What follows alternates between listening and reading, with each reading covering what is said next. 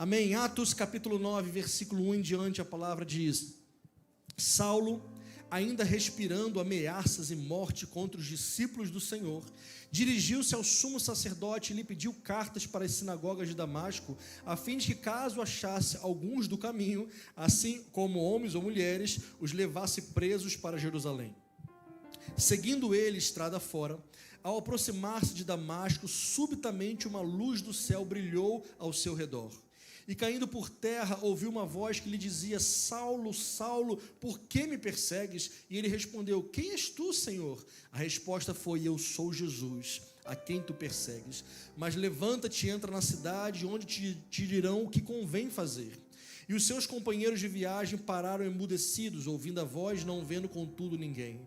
Então se levantou Saulo da terra, abrindo os olhos nada podia ver, e guiando-os pela mão levaram para Damasco. Esteve lá 3 dias, sem ver, cego, durante os quais desses 3 dias nada comeu e nada bebeu. Fala conosco, Senhor, através da tua santa palavra, em nome de Jesus, amém. Eu quero em poucos minutos, prometo, falar sobre como é a vida de quem se rendeu a Jesus. Essa história, certamente, se não todos, a maioria de nós conhece, a conversão de Saulo. Para mim, é uma das histórias de conversões mais dramáticas da Bíblia. Dramáticas porque é uma história que é difícil até imaginar como pode ter acontecido. Ele, que era o perseguidor dos cristãos, agora se torna um cristão.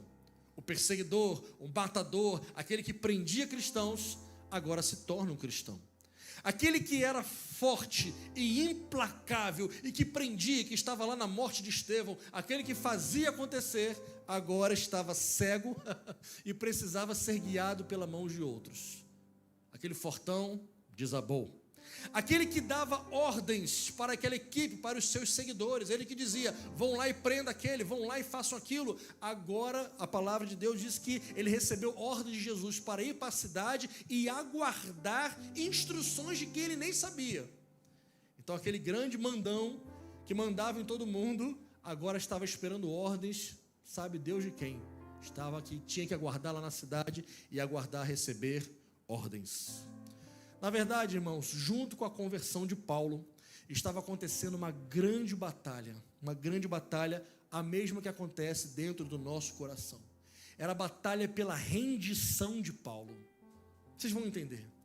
Paulo sempre foi alguém muito altivo porque era alguém muito estudado, era alguém que entrou jovem para o Sinédrio, era alguém que tinha sempre pessoas sob seu comando, ele sempre estava liderando alguém. E agora, num ato que ninguém até então tinha feito, tinha convencido aqueles do Sinédrio que ele poderia ir no nome do Sinédrio e prender aqueles nazarenos doidos, aquele pessoal do caminho que estavam lá dizendo que tinha um tal de Jesus, e ele se sentia no direito de perseguir os cristãos. Ele sempre estava acostumado a estar no controle. E de repente Jesus se manifesta para ele e diz o seguinte, em outras palavras: Paulo, agora é hora de eu comandar. Chega de você comandar, chega de você querer fazer tudo. Agora é a minha vez. Importa, e eu te mostrarei o quanto importa você sofrer pelo meu nome. Então, junto com aquela conversão, estava acontecendo uma batalha no coração de Paulo, a batalha pela rendição, se ele se renderia a Cristo ou não. O grande Paulo precisaria se tornar pequeno. E aquele Cristo que para ele era pequenininho, que ele poderia destruir, matar e prender, precisava se tornar agora grande e se tornar o Senhor da sua vida. E para que isso começasse a fazer um pouco mais de sentido na cabeça de Paulo, nosso Deus soberano ainda permite que ele fique 3 dias cego. E às vezes Deus faz coisas na nossa vida, a gente reclama: Senhor, por que o Senhor deixou isso acontecer? E a gente vem com aquele monte de porquês. Quando Deus faz algo em nossa vida, irmãos, nada é por acaso. Paulo precisava estar 3 dias cego. Eu creio que nenhum de nós teve essa experiência, imagino que não. Se alguém teve, sabe como deve ser terrível. Imagine você que está acostumado a fazer tudo, simplesmente ter que ficar parado por 3 dias, porque você não sabe para onde ir nem o que fazer. Só que nesses 3 dias, os seus olhos não estão vendo nada, mas o seu coração está sendo tratado. O coração de Paulo estava sendo ministrado, a mente de Paulo estava sendo transformada. 3 dias que o grande fortão Paulo precisou ficar parado num lugar, simplesmente para aquilo entrar na sua mente, no seu coração, que ele precisaria de deixar de ser o Senhor da sua vida e agora assumir um outro Senhor para comandar a sua vida. E o que essa história tem a ver conosco, pastor? Tudo, porque nós também fazemos e participamos dessa batalha igualzinha de Paulo. A gente tem dificuldade de deixar Deus dominar a nossa vida. Nós temos essa dificuldade. Todos nós queremos estar no controle da nossa vida. E aí Jesus vem com a seguinte proposta: deixa eu ser o Senhor da sua vida. Ele não vem nos obrigando. A palavra do Senhor diz em Apocalipse 3:20, quem lembra? Eis que estou à porta e bato. Se alguém abrir, então eu entrarei e cearei com ele. Jesus, ao contrário do que os demônios fazem na vida de muitas pessoas, ele nunca invade a vida de ninguém. Ele sempre pede licença: posso entrar? Mas enquanto a gente não deixa, uma batalha fica acontecendo lá dentro de nós. E alguns acham que é possível você dar meio comando a Jesus. Quantos militares nós temos aqui? Deixa eu ver. Bastante militares. Alguns dos senhores já viu algum meio comandante? Alguém conhece a história de algum meio comandante? Ou então alguém conhece algum quartel que tenha 2 comandantes? Não existe. Não tem como ser meio comandante e nem tem como ter 2 comandantes. É um só. Enquanto nós estivermos comandando a nossa vida, Jesus não pode comandar. Enquanto a gente estiver guardando para nós as decisões mais importantes da nossa vida, sem deixar Jesus participar, então nós somos os comandantes da nossa vida e Jesus está de fora. Por mais que o seu coração você ache que Jesus está dominando, se você não der a chave para ele, ele não vai comandar. E aí você vai passar uma vida inteira se enganando. Com os lábios você vai dizer: Jesus é o Senhor da minha vida, mas com o seu coração isso não é verdade. Por isso que eu chamei essa situação de batalha. Todos nós passamos por essa batalha. Aqui no versículo 4, a Bíblia diz que quando Paulo estava andando, ele caiu por terra. Eu já vi algumas pinturas fazendo Paulo caindo do cavalo, mas ele não andava de cavalo. Quem andava de cavalo naquela época era militar. Ele não era militar, ele não estava de cavalo. Quando ele vê aquela luz, ele cai por terra, em pé mesmo, ele cai por terra, e é lá no chão que ele começa a conversar com Jesus.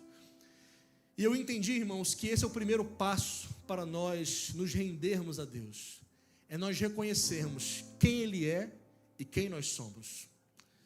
E é no chão que Deus quebrou a altivez de Paulo.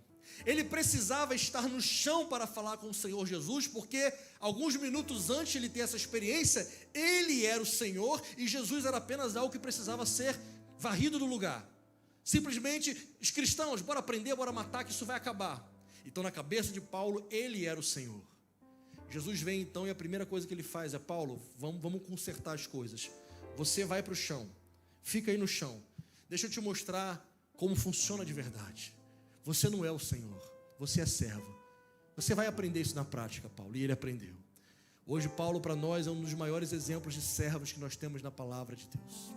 Aplicando isso para a nossa vida, irmãos, o ponto de partida para nós nos rendermos a Deus é reconhecermos que Ele é e que nós não somos. É reconhecermos que Ele é grande e que nós somos pequenos. Reconhecer que Ele é santo e que nós somos pecadores. Reconhecer que Ele tudo pode e que nós nada podemos. Jesus disse: sem mim, nada podeis fazer. Esse é o ponto de partida para vivermos uma vida de alguém que se rendeu a Jesus. Da mesma forma que Deus fez com Paulo, o Senhor também fará conosco. Ele vai nos quebrantar, para que nós possamos conseguir nos render a Ele. Talvez, irmão, no seu coração, você talvez na sua mente não ache isso, mas o seu coração talvez esteja ainda muito cheio de si.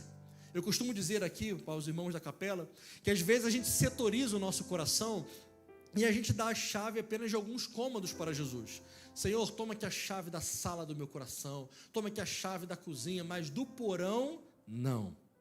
O porão é meu, sou eu quem comando o porão. Relembro, não existe meio comando, não existe meio comandante. Ou você dá o seu coração por inteiro, ou nem perca seu tempo dando um pedacinho só, porque é a mesma coisa que nada. A primeira coisa que nós precisamos nessa batalha que nós temos de nos render ou não, é tomar essa decisão: quero me render ou não quero me render? E se eu quero me render, reconhecer quem Ele é. Ele é grande e nós somos pequenos. Aqui no versículo 5, a Bíblia diz que ele ouviu uma voz que dizia. Interessante que Jesus poderia ter se manifestado para que Paulo o visse. Poderia. Ele fez isso com vários outros discípulos. Depois que Jesus ressuscitou, ele ficou mais 40 dias aqui na terra ressuscitado. Foi visto por centenas de pessoas. Se apresentou para os apóstolos umas 2 ou 3 ou mais vezes. Ele poderia ter feito isso com Paulo? Poderia. Por que não fez? Motivos soberanos de Jesus. Mas ponho-me a pensar que este era o primeiro teste de fé de Paulo. A palavra do Senhor diz que fé, Hebreus 11:1, é ter a certeza das coisas que se esperam e ter convicção dos fatos que não se veem. É por isso que constantemente falamos aqui que às vezes quando a gente precisa de algo físico para ter fé, já deixou de ser fé. Se você precisa de uma água para poder crer, então já deixou de ser fé. A fé é você acreditar sem ver, e nesse momento Paulo já estava sendo testado. Paulo, eu estou te chamando para você se render e seguir alguém que você não viu. A mesma coisa que nós vivemos no dia de hoje. Vocês lembram qual foi a resposta que Jesus deu para Tomé? Quando Jesus apareceu para alguns discípulos, não para todos, Tomé dá aquela resposta: eu não acredito, eu só acredito se eu ver, eu só acredito se eu tocar, se eu botar a mão lá. Passa-te alguns dias, Jesus vem e se apresenta, dessa vez Tomé está presente. Jesus diz: Tomé, vem cá, bota a mão aqui. E aí Tomé diz: ah, Senhor, agora eu creio. E qual é a resposta que Jesus dá? Quem lembra? Bem-aventurados são os que não viram e creram. Isso é fé. Paulo passa pelo seu primeiro teste. Ele apenas ouve, e a palavra do Senhor diz que a fé vem pelo ouvir, e ouvir a palavra de Deus. Então naquele momento, Deus estava, através de Cristo, destruindo aquele senhorio próprio de Paulo, e agora também estava fazendo o seu primeiro teste de fé, crer naquilo que ele não estava vendo. Tem pessoas, irmãos, que eu já ouvi várias vezes, algumas pessoas dizerem o seguinte: eu só vou crer se eu ver o milagre acontecer. Eu só vou crer quando eu ver acontecer, como Tomé. Bem-aventurado, ou seja, mais que feliz, é aquele que crer sem precisar ver. Isso é fé. No versículo 5 ainda, depois de Paulo ouvir, ele faz uma pergunta. Senhor, versículo 5, ele pergunta: quem és tu, Senhor? Agora que Paulo está rendido, agora que ele ouve e não vê, ele faz uma pergunta e Jesus responde: eu sou Jesus, a quem tu persegues. Sabe o que a gente pode aprender com isso, irmãos? Que Jesus se revela apenas para pessoas rendidas. Quem não se rende a Jesus, quem não se rende a Deus, costuma viver uma vida altiva, soberbo.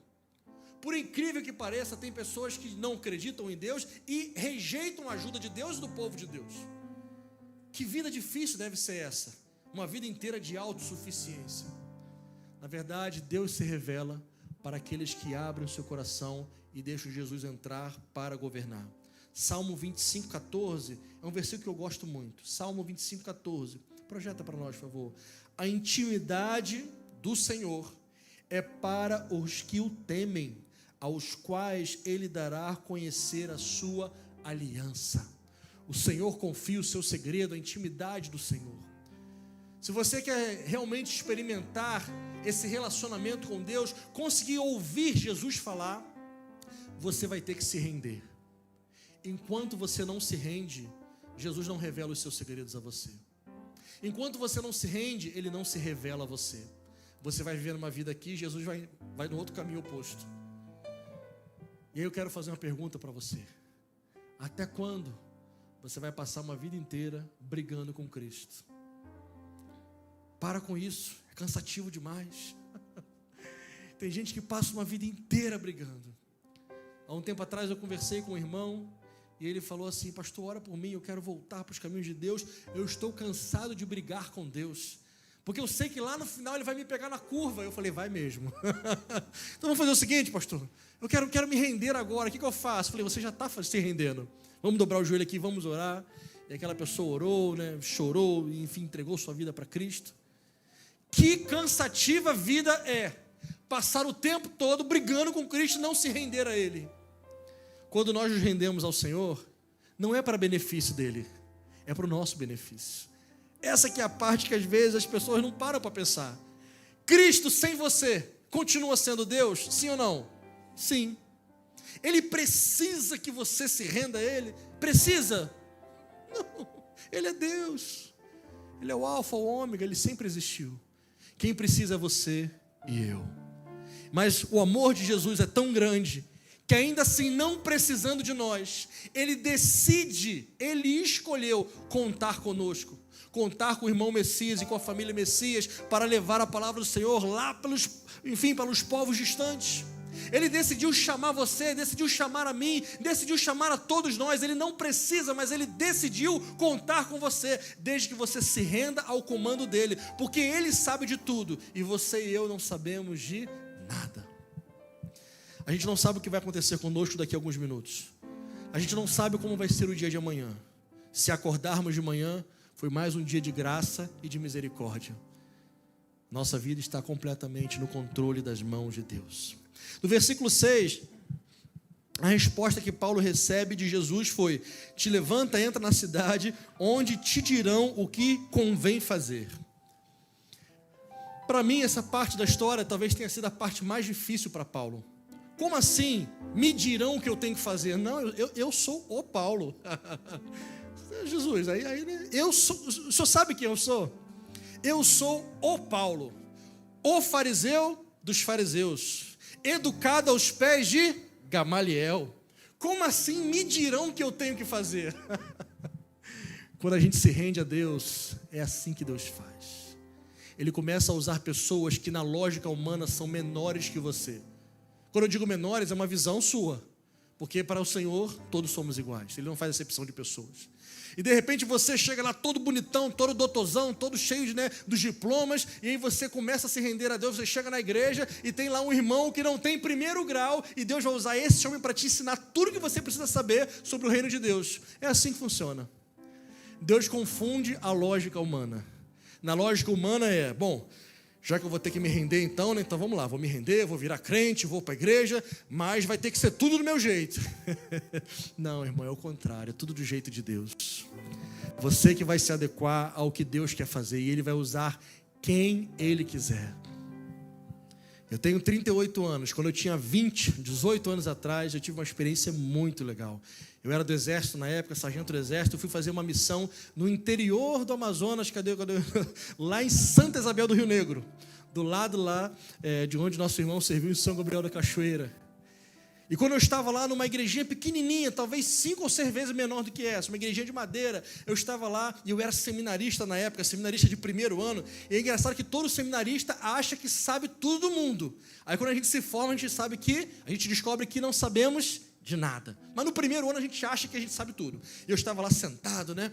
E aí uma irmãzinha, e o pessoal ia descalço para a igreja, era o pessoal ribeirinho ali, miscigenado, o pessoal indígena. Eles iam descalço para a igreja, de bermudinha, de camiseta, e lá estava uma irmãzinha lá, com um vestido talvez que tivesse recebido de doação, e estava ali um vestido muito engraçado, e ela pregava, e ela não tinha, obviamente, os estudos, mas ela tinha um fervor, e naquele momento, eu lá de trás do último banco, eu comecei a analisar. Essa exegese do texto não está boa. Essa irmã não tem homilética, ela não sabe. E eu fiquei começando a analisar.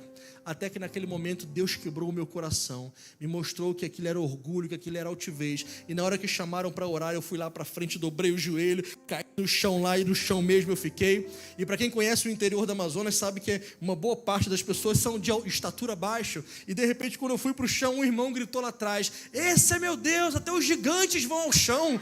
E meu Deus do céu. E por lá eu fiquei mesmo no chão. E no final eu fui lá, abracei a irmã, pedi perdão a ela nem sabia por quê. Me perdoa, irmã, tu não sabe por quê, não? Dá um abraço aqui, dá um beijo aqui, me perdoa. E naquele dia eu aprendi que a lógica de Deus é completamente diferente da nossa lógica. Ele não usa simplesmente quem estudou mais. Ele não usa os mais bonitões, ele não usa quem tem oratória. Ele usa quem Ele quiser, na hora que Ele quiser, desde que seja uma pessoa rendida a Ele. Se você quer ser usado por Deus, então se renda a Ele.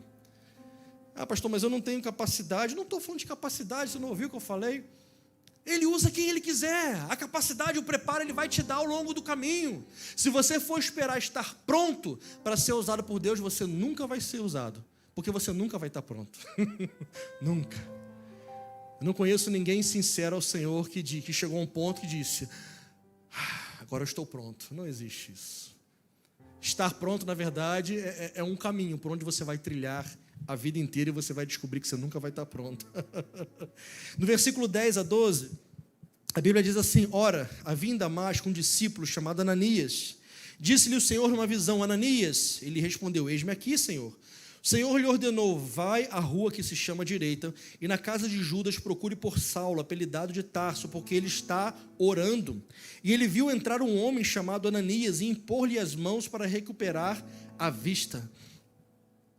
Isso nos mostra que Paulo agora, já não o fariseu dos fariseus, mas o Paulo arrebentado, quebrado, o que estava se rendendo ao Senhor. A primeira coisa que ele começa a fazer é o que, irmãos? Orar.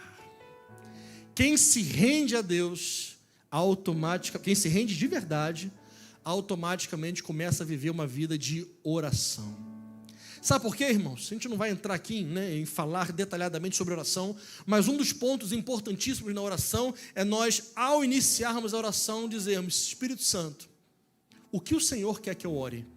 O que o Senhor quer que eu peça? Não me deixa te metralhar com os meus pedidos aqui. Não. Senhor, faz o seguinte: Espírito Santo, por favor, fala para mim o que é para eu pedir, por quem é para eu interceder. E quando a gente começa a fazer esse tipo de oração, a palavra do Senhor lá diz em 1 João que esse tipo de oração, que é feita segundo a vontade dele, ele atende. Mas tem orações que ele não atende. Lá no livro de Tiago diz: porque a gente pede simplesmente para os nossos prazeres e deleites. A palavra do Senhor diz: pedis e não recebeis, porque pedis mal. Agora, quando a gente pede segundo a vontade de Deus, então ele atende. Paulo estava começando a aprender isso. E já nesses 3 dias intensos de relacionamento, ele já começa até a receber revelação. Olha, no meio da oração, Deus já revelou que o irmãozinho lá ia orar e iria ficar bom. Já estava cheio dos mistérios, já nos 3 primeiros dias de oração. Estava em jejum, então estava lá, oração e jejum, consagração, 3 dias direto. Deus já estava se revelando a ele. No versículo 15, a palavra diz: o Senhor lhe disse: Ananias, vá lá, porque este para mim é um instrumento escolhido para levar o meu nome perante os gentios e reis, bem como perante os filhos de Israel. Ananias estava com medo de ir lá orar pelo Saulo, porque ele sabia que Saulo andava por aí matando e prendendo gente. Ananias não era bobo, ele não queria morrer à toa. Ele disse: Senhor, eu sou teu servo e tal, mas se eu for lá, o senhor sabe quem é Saulo, né? Só para controle, né? O senhor está sabendo quem é Saulo? Ananias, meu filho, vai lá, tu não está entendendo nada. Não é mais agora o Saulo perseguidor, agora vai ser o Saulo perseguido, porque eu vou mostrar para ele o quanto importa ele sofrer pelo meu nome. Tá bom, Senhor, o Senhor está mandando, eu vou lá. E Ananias vai lá e ora, e o milagre acontece. A gente vai ver o que acontece aqui com ele. Mas nós vemos aqui algo muito importante. Deus deseja que aquelas pessoas que são rendidas a Ele também levem a sua palavra e o seu nome por onde forem. Esse chamamento de Deus para Paulo também é para você, meu irmão. Não dá para você mais ser crente agente secreto. Tem gente que vive... Você é crente já há 49 anos, eu sou crente, mas eu nunca soube. Como assim? Tem gente que vive uma vida inteira, nunca foi visto com uma Bíblia na mão. É um agente cristão 007. Ninguém sabe que o cara é crente. Como assim? O Senhor te chamou para, como Paulo, por onde você ir, você tem que falar. O local de falar a palavra de Deus não é só no púlpito, irmãos. O púlpito é só domingo, rapidinho. E os outros 6 dias da semana. Você tem que falar. Lá no seu trabalho, lá no seu quartel, lá na sua repartição pública, lá na sua vendinha, lá onde você estiver, você tem que falar do amor de Deus. Não como algo pesado, obrigatório, que você tem que fazer porque o pastor mandou. Não! Você tem que fazer isso porque o seu coração tem que estar transbordante de amor, ao ponto de você não conseguir ficar sem falar. E às vezes num Deus te abençoe, que você tenha um dia abençoado, só nisso a pessoa já vai olhar para você e talvez ali mesmo ela já vai abrir o coração, porque você desejou um dia abençoado para ela. Então não perca a oportunidade. Fale do amor de Deus por onde você for. Fale do amor de Deus para o seu chefe. Não, cadê os militares aí, né? Não posso falar para o chefe não. Pode não, deve. Eu demorei um tempinho para aprender isso, irmãos. Demorei um tempinho. Mas depois que eu peguei a manha, eu fiquei fera nisso. Primeira coisa que eu faço com os meus chefes logo, quando é chefe novo, então já preparo uma Bíblia bonita, já pego lá um biblão, vou debaixo do braço, dou uma Bíblia de presente, qual o chefe que vai rejeitar? Até hoje nunca aconteceu. Já ganha lá uma Bíblia bonita, já falo lá, mostro um trecho da Bíblia e já começa a falar de Bíblia, pronto. Olha aí, coisa boa. Depois que você pegar a manha, você não vai deixar de falar para ninguém. Então fale a palavra do Senhor por onde Ele te levar, para quem Ele mandar você falar. Caminhando para o fim, aqui no versículo 17, Ananias entrou na casa, impôs as mãos sobre Paulo e disse: irmão Saulo, o Senhor me enviou a saber que o próprio Jesus te apareceu no caminho para onde você vinha e que você recupere a sua vista e fique cheio do Espírito Santo de Deus. Sabe o que aconteceu? Exatamente isso. Com a oração de Ananias, duas coisas aconteceram. Ele recuperou a vista imediatamente e naquele momento ele foi cheio do Espírito Santo de Deus. Quem lembra de mais para frente, alguns anos depois dessa experiência, lembra que teve um relato aqui no livro de Atos, que Paulo começa a ser usado por Deus porque ele estava cheio do Espírito Santo, e ele orava, e ele pregava, e os milagres aconteciam, e de repente um gaiato aparece lá e diz assim: que legal, cara, que você está fazendo isso. Quanto custa para eu ter esse poder também? Paulo fica muito irritado. Aí eu acho que ali naquele momento ele saiu do espírito um pouquinho. Acho que ele foi um pouco para a carne. E aí ele faz uns xingamentos gospels, né? Filho do diabo, tal. E começa, né, a brigar com o homem, né? O homem fica assustado. Porque Paulo entendeu que aquele poder que ele tinha agora não era aquele mesmo poder de antes de conhecer a Jesus. Antes de conhecer a Jesus era aquele poder na força do seu braço, mas agora, cheio do Espírito Santo, era um poder de alguém que era dependente de Deus e ele fazia as coisas acontecer. Se você se render a Deus, irmão, se você se render ao senhorio de Cristo, Ele vai te encher com o Espírito Santo de Deus. E quando isso acontecer, a sua vida vai mudar radicalmente. Os seus propósitos vão mudar, os seus planos vão mudar, a sua visão, o seu amor, o seu coração, os seus passos, tudo na sua vida vai mudar quando você for alguém cheio do Espírito Santo de Deus. Enquanto você simplesmente for mais um crente e não for cheio do Espírito Santo, você vai continuar vivendo do mesmo jeito. Mas se você buscar ser cheio do Espírito de Deus, tudo na sua vida vai ser diferente. Apóstolo Paulo só foi o que foi, não era por causa dele, era por causa do Espírito Santo de Deus que habitava dentro dele. Versículo 18, a palavra diz que imediatamente caiu dos olhos como umas escamas, ele tornou a ver, a seguir levantou-se e foi batizado. Olha que conversão maravilhosa essa de Paulo. E eu não consigo entender, permita-me aqui um desabafo, ninguém fique brabo comigo, porque senão vai ter dois trabalhos, ficar brabo e depois deixar de ficar brabo. Mas eu não consigo entender como é que tem pessoas ali que aceita Jesus e passou 19 anos e a pessoa não se batiza ainda. Pelo amor de Deus, por quê? Não estou pronto. Claro que não está pronto, ninguém nunca vai se sentir 100% pronto. Paulo já foi ali, já teve um encontro com Jesus. Ananias, já posso batizar? Batiza logo, pronto. E Paulo ainda foi engraçado que ele foi primeiro batizado no Espírito Santo, cheio do Espírito Santo, depois foi batizado nas águas, né? Geralmente é o contrário. Quando a gente se rende ao Senhor, não tem por que nós não nos comprometermos logo. Ser batizado quer dizer que você quer morrer para o mundo e viver uma vida para Deus, ou seja, compromisso. Não dá para você se render a Jesus e não ter compromisso com Ele, com o reino, com a casa de Deus. Se você se render ao Senhor, se comprometa com o reino de Deus, se comprometa com a igreja de Cristo, se comprometa logo em ser um instrumento usado por Deus. E por último, versículo 20 a 22, para terminarmos. E logo Paulo pregava nas sinagogas e afirmava que Jesus é o Filho de Deus. Todos os que ouviam estavam atônitos e diziam: não é esse quem exterminava em Jerusalém os que invocavam o nome de Jesus? E para aqui veio precisamente com esse fim de levar amarrados aos principais sacerdotes? Saulo, porém, mais e mais se fortalecia e confundia os judeus que moravam em Damasco, demonstrando que Jesus era o Cristo. Essa parte da história é muito doida, porque Paulo, como eu falei no início, era o perseguidor. E quando ele se converte e ele passa agora a ser um cristão, num primeiro momento, ninguém acredita. Todo mundo achou que ele era o que é da inteligência. Todo mundo achou que ele era um agente infiltrado, só pode ser. Como é que semana passada ele estava lá, matou Estevão, fez aquela ruaça toda, prendeu um monte de gente, agora ele está dentro da sinagoga dizendo que Jesus é o Senhor? Isso aí é armação, isso é armadilha, isso aí é bicho ruim, com certeza ele está ali só fingindo. E isso foi tão forte que o ministério de Paulo não começou aqui. Quando ele pregou e ninguém dava bola, sabe o que ele teve que fazer? Voltar para Tarso, porque queriam matar ele. O próprio pessoal se juntou e disse: vamos matar esse cara. A igreja, que reconheceu que era uma conversão sincera, disse: Paulinho, faz o seguinte, volta lá para Tarso, lá de onde você veio, fica lá, depois a gente busca lá. Só que esse depois de busca durou anos, e o pessoal esqueceu de Paulo lá. Até que um dia, um homem chamado, quem lembra? Barnabé, filho da consolação, diz: eu vou buscar Paulinho. Já está há muito tempo lá, de perna para cima. Bora buscar ele para trabalhar. E quando busca Paulo, Paulo se transforma um furacão na mão de Deus. E por onde ele passava, muitos milagres aconteciam. Igrejas eram fundadas, restauradas. Paulo meio que sozinho pregou para quase toda a Ásia Menor.